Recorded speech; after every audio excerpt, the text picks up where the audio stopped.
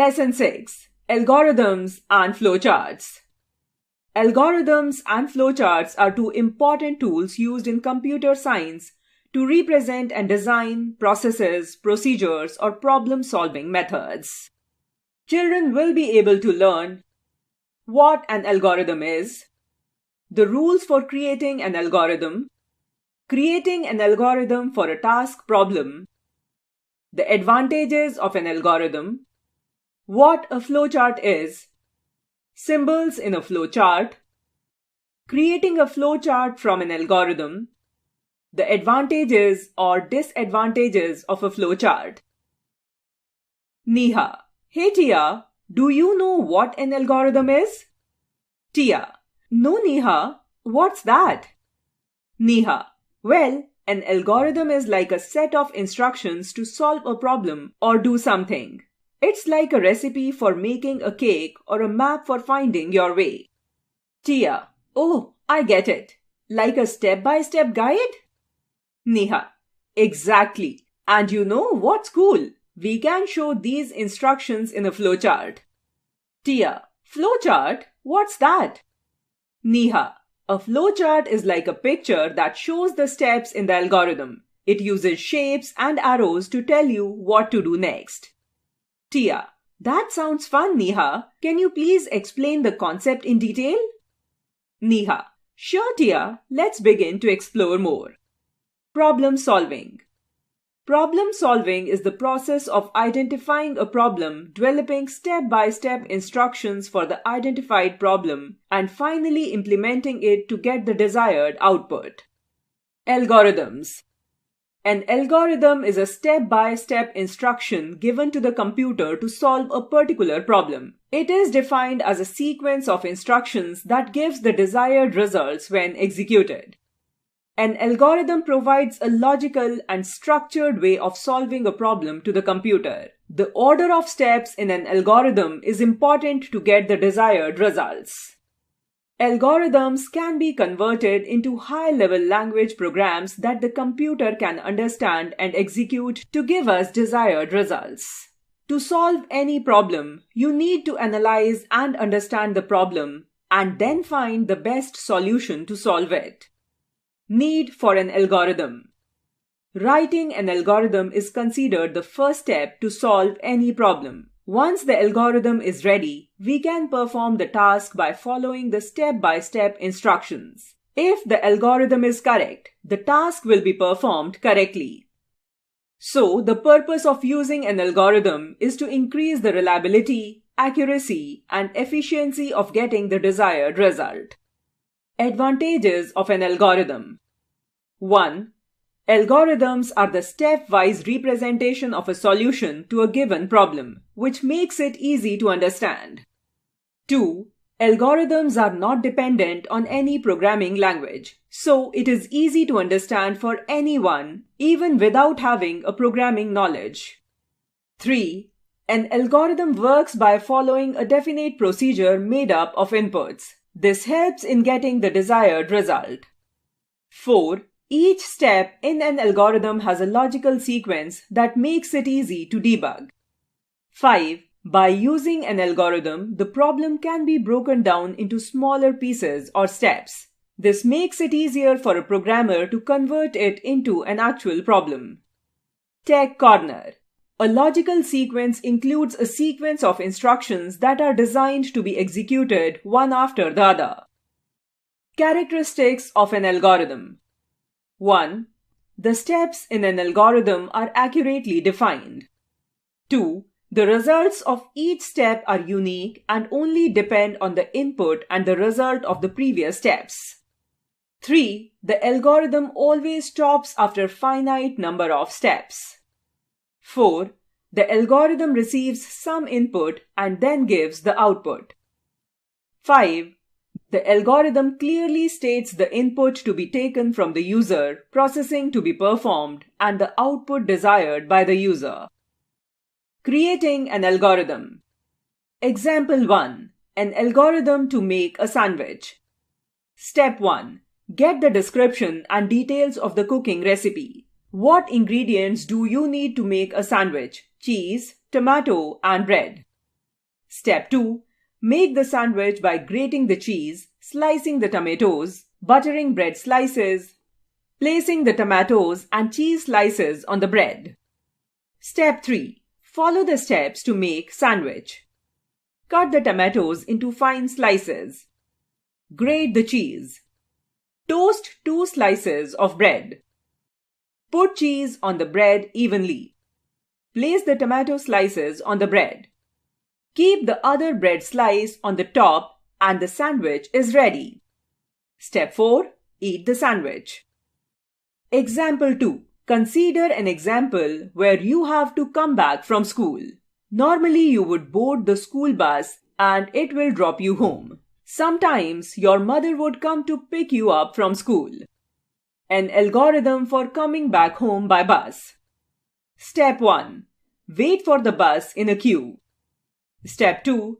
Get on the bus. Step 3. Get down at your bus stop. Step 4. Walk down to your house. An algorithm for coming back home with your mother. Step 1. Wait for your mother at the school entrance. Step 2. When you see your mother entering the school gate, draw her attention. Step 3. Pick up your bag and walk out of the school gate with your mother. Step 4. Get into a taxi and tell him where you want to go. Step 5. Guide the taxi driver to your house. Tech Corner. Sometimes in an algorithm, we need to follow a different set of steps based on a condition or repeat certain steps till the condition is met. Example 3. An example of an algorithm for printing numbers from 1 to 20. Step 1. Store an initial value of 1 in X. Step 2. Increase the value of X by 1. Step 3. Print X. Step 4. If the value of X is less than 20, then repeat steps 2 and 3. Otherwise, go to steps 5. Step 5. Flowcharts. We can also show the steps of an algorithm in a graphical form. The graphical or pictorial form of an algorithm is called the flowchart. A flowchart provides a detailed picture of the flow of the steps in an algorithm. It uses special symbols to represent various statements of an algorithm. A flowchart is always drawn from top to bottom, showing the exact order of steps. It is often considered as a blueprint of the design used for solving a problem. While drawing a flowchart, we need to do the following.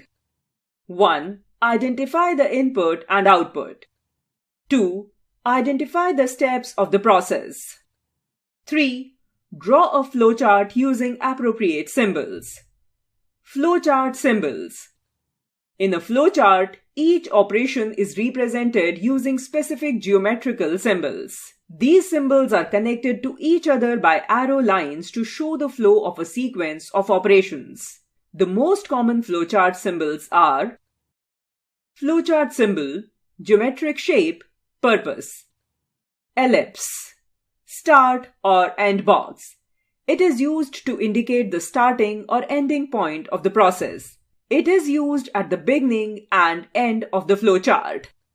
Parallelogram. Input or output box. It represents the input and output of the process. Rectangle. Processing box. It represents the actual processing part of the flowchart, such as calculation. Diamond. Decision box. It is used to check the condition and compare two values. A diamond shape always contains a question.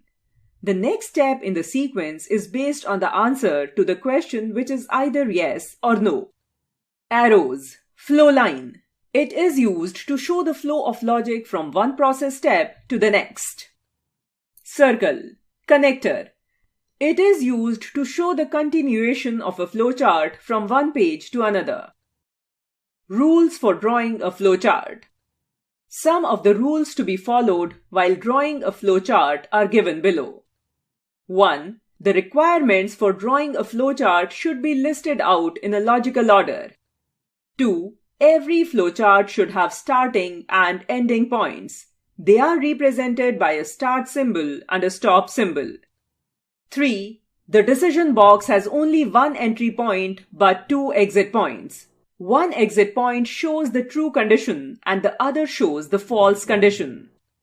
4.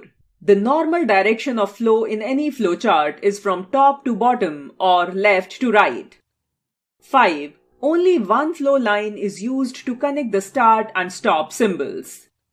6. If a flowchart occupies more than one page, then off-page connectors should be used to direct the flow of information. Fact Corner. One-page connector. The pairs of on-page connector are used to replace long lines on a flowchart page. Off-page connector. An off-page connector is used when the target is an another page. Advantages of a flowchart. 1. A flowchart supports better understanding by explaining the steps in the form of pictures. 2. It identifies the order of steps and makes it easy to implement as a computer program. 3. The flowchart acts as a guide or blueprint during the analysis and development phase of a computer program. 4. The flowchart helps to analyze a problem in a more effective way. Disadvantages of a flowchart. 1. Many a time, the program logic becomes too complex. In such a case, the flowchart looks long and difficult to understand. 2. When a program needs changes, its flowchart needs to be redrawn completely. 3. It is quite costly to produce and difficult to use and manage a programming language that enables the development of a program. Example 1. An algorithm and a flowchart to find the sum of two numbers. 1. Start. 2. Accept the value of first number and store in variable a. 3. Accept the value of second number and store in variable b. 4. Add the values in a and b and store the result in variable sum. 5. Display the value in sum. 6. Stop. Flowchart. Explanation. In this flowchart, start and end symbol shows where the problem-solving flow starts and ends. We need to draw a flowchart to add two given numbers. First, identify the given input. In this problem, inputs are the two numbers a and b. Accepting values of a and b are represented by parallelograms. The next step is to add the numbers, which is called processing in computer terms. The details of the processing is represented in a rectangle. The next step is to write the result of the addition, which is output in computer terms. This is also specified in a parallelogram. An arrow points from one step to the next step in the flowchart. The arrows show the flow of the problem-solving process. Creating decision-making flowchart. Example 1. Flowchart to find the profit or loss using the decision box or a given cost price and selling price. 1. Start. 2. Accept the value of cost price and store in CP. 3. Accept the value of selling price and store in SP. 4. Check whether SP is greater than CP. If yes, calculate profit as SP minus CP and then print it. 5. If not, calculate loss as CP minus SP and then print loss. 6. Stop. Explanation. In this flowchart, we have to find the profit or loss. The cost price and the selling price are inputs that are represented as parallelograms. In the next step, the selling price is compared to the cost price to find out which of these is higher. This will tell us whether there is a profit or loss. The answer to the question is selling price more than cost price. Could be either yes or no. This decision-making step is represented using a diamond symbol. If the answer is yes, it means that the selling price is more than the cost price and we need to calculate profit. If the answer is no, It means that the cost price is less than the selling price and it is a loss. Loss is calculated as cost price minus selling price. Repeating instructions in a flowchart. Sometimes we need to repeat instructions. For this purpose, we use loops. A loop is used to repeat instructions a number of times until the specified condition is met. While using a loop, a counter is required. A counter is a variable that is used to count the number of times a procedure is repeated. It can be named as x, counter, and so on. When the variable is declared, it is initialized to a value. The value gets incremented and decremented during the execution of the loop. Fact Corner. A variable is a name assigned to data. Its value keeps changing during the execution of a program. It is incremented and decremented as per the requirement. Representing loops in a flowchart. To represent a loop in a flowchart, if the condition is true, the flow line goes back to the decision box after executing instructions. The value of the variable used for checking the condition also needs to be changed so that the condition becomes false at some point. When the condition becomes false, the loop ends. Example 1. In this example, the even numbers are calculated between 9 and 100. Flowchart. 1. Start.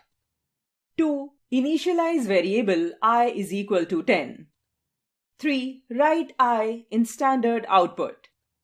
4. I is equal to I plus 2. 5. If I is not equal to 98, go to step 3. 6. Stop. Explanation. The repetition sequence starts with I is equal to 10. The condition I less than equal to 98 is checked. If the condition is true, the sequence is repeated and I is incremented by 2. The repetition sequence stops when the value of I becomes 98. A decision structure has been used to start and stop the repetition. Example 2. An algorithm and a flowchart to print the multiplication tab number. 1. Start. 2. Accept a number and store it in the n variable. 3. Store an initial value of 1 in the count variable. 4. Calculate n multiplied count and store it in multiple. 5. Display the value of multiple. 6. Check if the value of the count is 11. If yes, then go to Start. 7. If the value of count is greater than 10, then add 1 to count and go to step 4. 8. Stop. Explanation. In the above example, the repetition sequence starts with count is equal to 1. N is multiplied with 1 and the output is printed. Since the value of count is not equal to 11, count is incremented by 1. N is then multiplied with 2 and the output is printed. This sequence is repeated until the count reaches 11. A decision box is used for calculations. Flashback. Step-by-step instructions should be given to the computer to solve the problem. Problem solving is the process of identifying a problem, developing step-by-step instructions for the identified problem, and finally implementing it to get the desired results. An algorithm is a step-by-step instruction given to the computer to solve a problem or perform a task. An algorithm provides a logical and structured way of solving a problem to the computer. Algorithms can be converted into programs written in a high-level language that the computer can understand and execute to give us desired results. Each step in an algorithm has a logical sequence that makes it easy to debug. The graphical or pictorial form of an algorithm is called the flowchart. A flowchart provides a detailed picture of the flow of steps in an algorithm. It uses special symbols to represent various statements of an algorithm.